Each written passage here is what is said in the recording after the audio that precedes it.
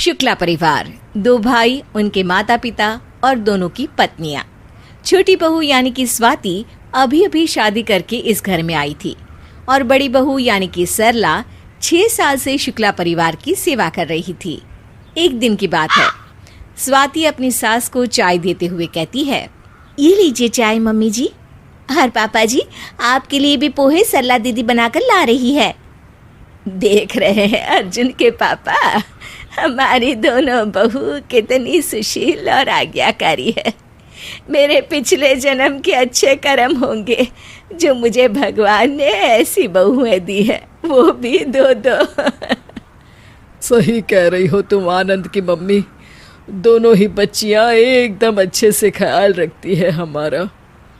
ये सब सुनकर स्वाति शर्मा जाती है और हिचकिचाते हुए कहती है, मम्मी जी, पापा जी, वो मैं सोच रही थी कि शादी से पहले मैंने ग्रेजुएशन कर लिया था, तो अब मेरी इच्छा है कि बैंक के एग्ज़ाम की तैयारी कर लूँ।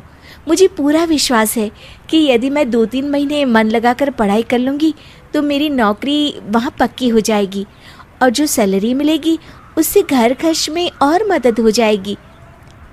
क्या कहा बहू? एग्ज़ाम? नौकरी? अरे तुम्हारी हिम्मत कैसे हुई ये सब सोचने की? देखा अर्जुन के पापा, इसकी अभी थोड़ी सी तारीफ क्या कर दी, ये तो हमारे सर पर नाचने लगी। खबरदार बहू, यदि आज के बाद नौकरी की बात मुझसे निकाली तो शुक्ला परिवार में क्या मर्दों की कमी हो गई है जो बहू बेटियों से काम करवाएंगे? शर्मा जी को पता चलेगा तो वो क्या कहेंगे। और तुम महंगाई की चिंता मत करो, मेरे दोनों बेटों के होते हुए तुम्हें घर से बाहर जाने की कोई जरूरत नहीं है। ये सब सुन के सरला किचन से बाहर आ जाती है और स्वाति को रोता देख उसके पास जाकर कहती है, क्या हुआ मम्मी जी, ये क्यों रो रही है? अरे सरला, जरा देखो इसे, ये बैंक की एग्जाम देने की बात कर रही है।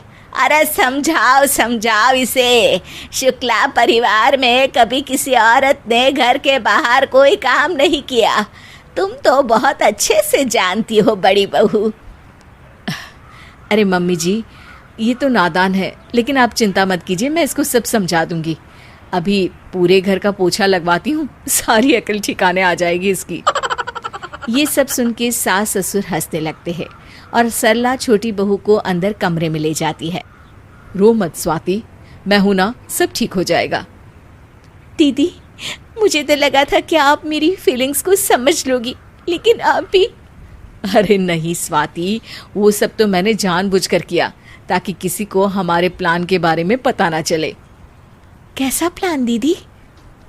स्वाति, मैं जब 6 साल पहले इस घर में आई थी ना, तब मेरा भी सपना था कि मैं आगे की पढ़ाई ख़त्म करके नौकरी करूं, लेकिन ये अकल के पिछड़े हमारे सास ससुर के आगे मेरी एक ना चली और ना मेरे पति ने मेरा साथ दिया। तो प्लान ये है कि मेरा सपना भी अब तुम पूरा करोगी। पर कैसे दीदी? सासू माँ को पता चलेगा तो वो मुझे घर से ही बाहर निकाल देंगी। अरे तू सिर्फ अपनी पढ़ाई पर ध्यान दे और बाकी काम मुझ पर सौंप दे। बस बीच बीच में उन दोनों को चाय नाश्ता दे आना ताकि उन्हें शक ना हो। ये कह के सरला वहाँ से चली जाती है और हर दिन स्वाति के हिस्से का काम भी वो अकेले संभाल लेती है। कुछ दिन बाद सरला अपनी सास से कहती है, मम्मी जी, स्वाति की तो मैंने बैंड बजा के रखी है। आपके कमरे का झाड़ू मैंने लगा दिया था, लेकिन फिर भी उससे दोबारा लगवाया। बाहर के आंगन की झाड़ू वापस से लगवाई। उसको काम करवा के इतना थका देती हूँ कि पढ़ाई और नौकरी की बात उसके दिमाग में भी नहीं आ सकती। ये सुन के सास खुश हो जाती है और इसके चलते चलते 2 महीने बीत जाते हैं। यही चलता रहता है। बीच बीच में सरला आकर सास के सामने स्वाति की बुराई कर देती। कल महारानी अपनी पढ़ाई के लिए कुछ किताबें लेने जा रही थी, मैंने बेसन पिसवाने भेज दिया। अब तो बेसन के पकोड़े बनवाएंगे, छोटी को पढ़ा के इज्जत के पकोड़े थोड़ी ना बनवाएंगे। सरला से सास बहुत खुश है। उन्हें लगता है कि सरला घर के संस्कार बचा लेगी, लेकिन सच तो ये था कि सरला ने बेसन पिसवाने के बहाने स्वाति को उसकी परीक्षा देने भेज दिया था। सास को राहत मिली थी कि परीक्षा की तारीख निकल गई, जबकि परीक्षा तो स्वाति ने दे भी दी थी। एक दिन स्वाति सुबह सास के चीखने की आवाज से उठ जाती है। आए हाय, अरे बहू का नाम और फोटो अखबार में आया है। अरे क्या कांड किया इसने, पहली बार किसी का नाम अखबार में आया। अरे नाम बदनाम हो जाएगा शुक्ला परिवार का। ससुर अखबार देखते हैं और कहते हैं, अरे कांड नहीं किया, नाम किया है। परीक्षा में पूरे प्रदेश में 5वें नंबर पर आई है बहू। घर के सब लोग वहां इकट्ठा हो जाते हैं। सास ससुर को छोड़ के सब तालियां बजाते हैं। अरे आज तो मिठाई आएगी घर में और बटेगी भी पूरे शहर में। अरे खबरदार, इसने हमें बिना बताए परीक्षा दी कैसे?